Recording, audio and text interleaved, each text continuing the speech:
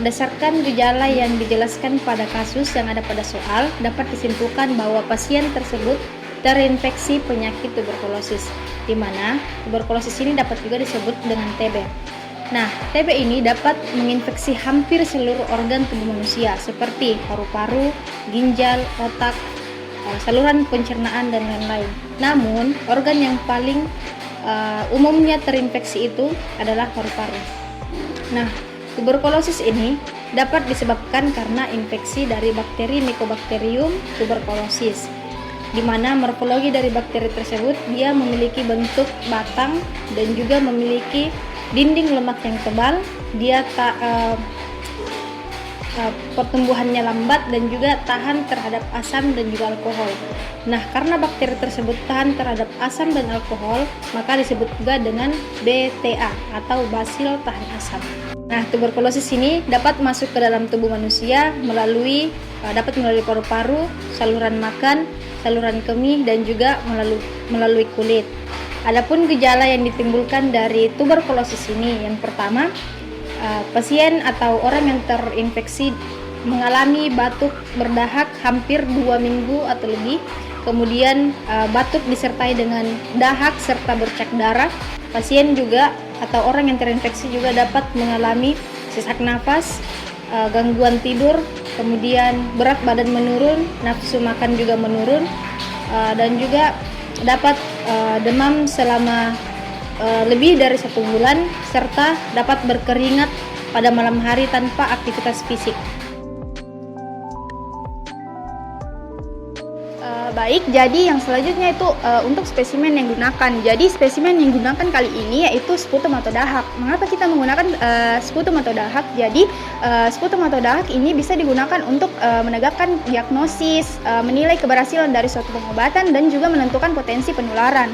Kemudian sputum atau dahak ini juga bisa digunakan untuk mengidentifikasi bakteri ataupun jamur penyebab infeksi pada saluran pernapasan ataupun paru-paru seperti pada kasus tuberkulosis ini. Kemudian sputum atau dahak bisa kita peroleh dengan cara batuk spontan ataupun batuk sekuat-kuatnya. Nah, kemudian dahak yang diperoleh ini akan kita analisis ataupun identifikasi. Kemudian untuk pengambilan sputum atau dahak ini sebaiknya dilakukan dengan waktu 2 hari, kunjungan secara berurutan. Dengan demikian, prioritas utama dari penanggulangan TBC ini yaitu untuk menemukan kuman basil tahan asam secara mikroskopis, dan juga untuk mengobati hasil positif yang ditemukan pada spesimen yang telah dianalisis.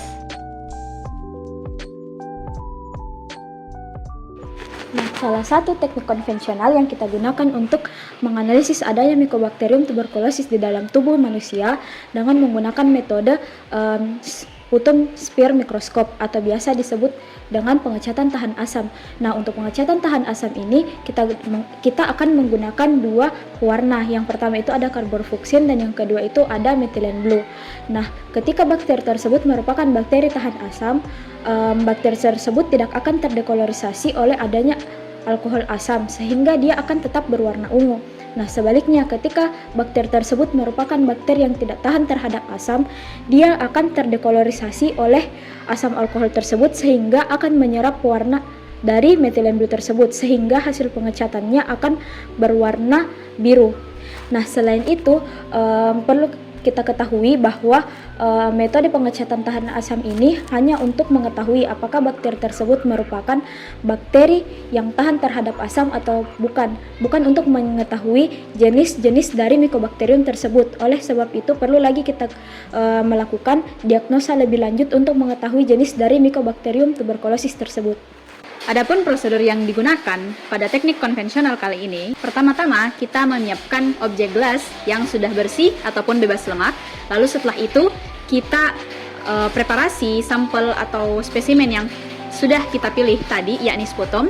Setelah itu, setelah kita buat apusan, kita teteskan atau banjiri dengan pewarna primer, yakni carbofluxin. Lalu kita diamkan dan kita panaskan hingga mengeluarkan asap. Lalu setelah itu kita bilas dengan air dan kita tambahkan 20% asam sulfat.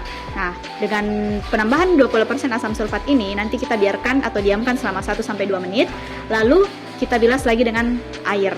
Dan setelah itu kita tambahkan dengan pewarna yang kedua atau counter stain, di mana warna ini berkebalikan dengan warna primer yang sebelumnya, warna merah. Jadi kita menggunakan warna biru dari metilen biru.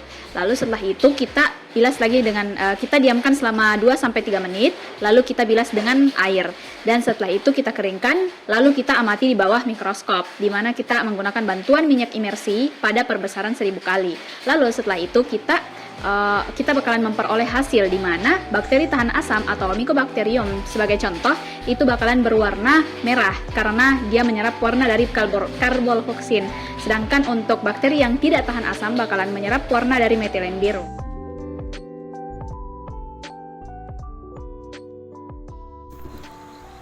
Untuk menggantikan teknik konvensional, metode yang bisa kita gunakan adalah metode loop mediated isothermal amplification, di mana metode ini selain memiliki sensitivitas, spesifisitas, dan efisiensi yang tinggi, juga merupakan metode yang tergolong cepat dan sederhana dalam hal teknik molekuler, sehingga dapat mengidentifikasi berbagai jenis penyakit.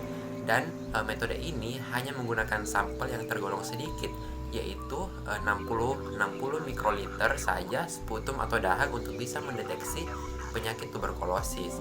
Nah, metode ini mendiagnostik secara langsung berdasarkan uji identifikasi asam nukleat pada bakteri dan modifikasi amplifikasi PCR pada suhu tetap dengan menggunakan 4 hingga 6 pasang primer dari gen untuk bisa mendeteksi adanya bakteri dan mendeteksi sekuen dari DNA bakteri. Nah, terdeteksinya bakteri Mycobacterium tuberculosis sebagai penyebab penyakit tuberkulosis karena metode ini bekerja secara spesifik. Nah, prinsip kerjanya atau mekanisme kerjanya itu bekerja secara spesifik dalam hal uji molekuler sehingga bisa mendeteksi DNA dari bakteri Mycobacterium tuberculosis, sehingga bisa kita ketahui adanya bakteri Mycobacterium tuberculosis penyebab dari penyakit tuberkulosis ini.